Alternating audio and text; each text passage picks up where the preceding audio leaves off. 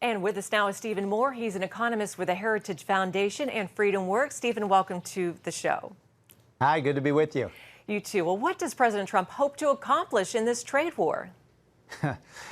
Well, we're in an abusive relationship with China, and it's been going on for years and years, if not decades. And China's behavior is getting worse with every passing day.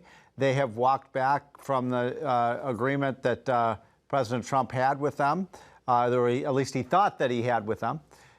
They are engaged in all sorts of issues with respect to national security. They're stealing our intellectual property. They have not opened up their markets to our producers the way we've opened up our markets to them. So Trump is fighting the good fight here. I think everybody is frustrated that China doesn't seem to want to get a deal done now. They seem to be backtracking, and there's a lot of frustration in the White House and around the country among businesses that China is almost indignant about this trade situation with the United States. And I still think there will be a deal done, but boy, it's tough sledding.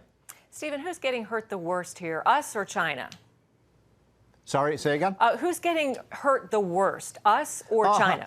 Well, there's no question we're both getting hurt by this, but China's getting hurt substantially more. I mean, they've seen a huge decline in their growth rate as a result of not having direct, unfettered access to America's consumer market. You just mentioned that previous segment about the devaluation of the yuan. Well, when you do that, you make your people poorer, right? It would be the same thing as, if you reached in your pocket and you took out $1 and now it was only worth 80 cents. That's not a way for a country to get rich. And so this is hurting the Chinese substantially. The problem is, as you know, the President Xi doesn't face voters. He's essentially the president for life, and the Chinese hardliners have really taken control in Beijing right now. But this is almost a new Cold War we're in with China right now. Larry Kudlow said this morning on CNBC that China's economy is crumbling, which is basically what you're saying. Is it weaker than most of us Americans realize? Look, China's been growing very rapidly now for 20-some years at rates, 10, 11, sometimes 12%. Now, their growth rate, they're still growing. They're just not growing nearly as fast as they had been.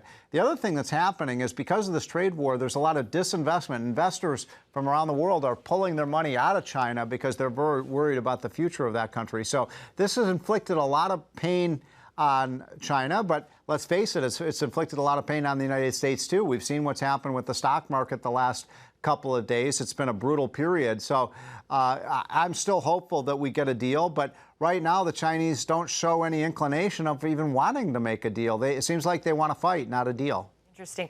Well, last question, Stephen. How will this affect our economy? Are we looking at a recession at some point because of this? No, I don't think a recession. I mean, China is not that important in the United States. There's an old saying that Trump used to say that if we can't trade with China, we sneeze. If they can't trade with us, they catch pneumonia. And so the implications of, this continued stalemate with China are much worse for them than it is for us. But look, on the positive side, if we can get this deal done, and I still think there's a high probability there will be a deal done before the end of this year, then you're going to see the stock market explode with growth. We're going to see a very positive 2020. So I still have my fingers crossed that cooler minds will prevail and we will get a good deal with China. By the way, it will benefit both countries if we can do that. Amen to that. Stephen Moore, always good to see you. Thank you. Thank you.